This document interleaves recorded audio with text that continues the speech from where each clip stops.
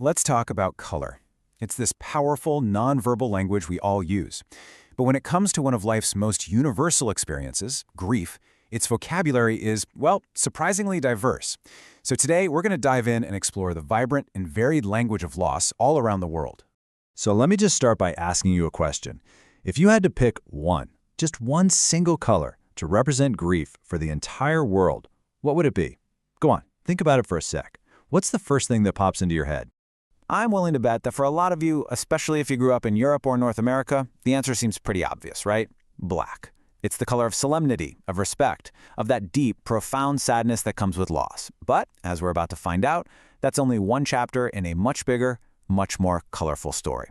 And this whole tradition of wearing black, it's not some modern thing. Its roots go incredibly deep. I mean, we can trace it all the way back to ancient Rome, where citizens would wear these dark wool togas just to publicly show they were in mourning. The practice kept going through the Middle Ages, but honestly, it was Queen Victoria who really sealed the deal. After her husband Prince Albert died, she wore black for 40 years. 40. That pretty much made it the undeniable standard for grief in the West. Okay, so just when we get comfortable with black, the world throws us a curveball. Because on the other side of the globe, the primary color of mourning is its complete opposite, white. This slide just lays out that stark difference perfectly.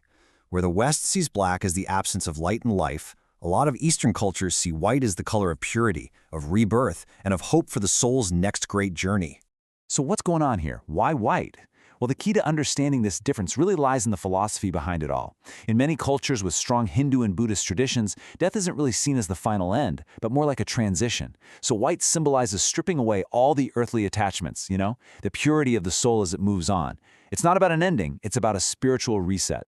And even inside this tradition, you find these beautiful, subtle differences. For instance, in China, white is tied to the idea of a cosmic reset, a return to basics. In Hindu practices, it represents truth and harmony. And for Buddhists, it's a direct nod to the whole concept of reincarnation. It just goes to show how one single color can hold so many layers of meaning, all shaped by very specific beliefs. All right, so we've got black and we've got white. Two powerful opposites. But the story doesn't end there, not even close. Because grief, as we all know, isn't just black and white. It's a full spectrum of sorrow. Grief is just way too complex. Too big of an emotion to be contained in only two colors. All over the world, different cultures have chosen hues that reflect their own unique histories and values, turning mourning into this vivid, powerful expression of who they are. And this table here gives us such a fantastic snapshot. I mean, just look at red. In South Africa, it's a color of national mourning, honoring the bloodshed during the fight against apartheid. But then you go to Ghana, and red is deeply personal, worn only by the immediate family. Or take purple. In Thailand, it's reserved specifically for widows. But in Catholic countries like Brazil, it represents spiritual suffering. And get this, yellow, a color we usually associate with happiness, was used in ancient Egypt to symbolize the divine and make sure people had a safe trip to the afterlife. And this right here, this is the perfect example of how important context is. The very same red that symbolizes deep grief in Ghana is a total no-go at a traditional Chinese funeral because it means happiness and good fortune. It's just a powerful reminder that there are absolutely no universal rules when it comes to color. Now, if you really want to see how complex color symbolism can get, let's just zoom in on one color that has two completely opposite meanings: blue. So on one hand, you've got places like Mexico and Syria, where this beautiful, serene sky blue is a color of mourning, but it's filled with hope. It represents the sky, the heavens, the place where many believe the souls of their loved ones have gone. It's a color of a peaceful transition. And this idea of blue as a spiritual color, it's taken to a whole other level in Iran. You know that famous Persian blue tile work you see on mosques? That's not just decoration. It's a sacred architectural language meant to connect the person praying directly to the divine. And then you have this. In parts of southern China, a very specific shade of blue is known as funeral blue. It's considered incredibly unlucky, a taboo color you'd never use for festivals or in business, all because it's the color used in the decor of funeral parlors.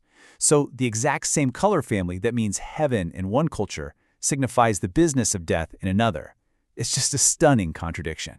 So after seeing all these different examples, what does it all mean? Why does this visual language of grief matter so much anyway?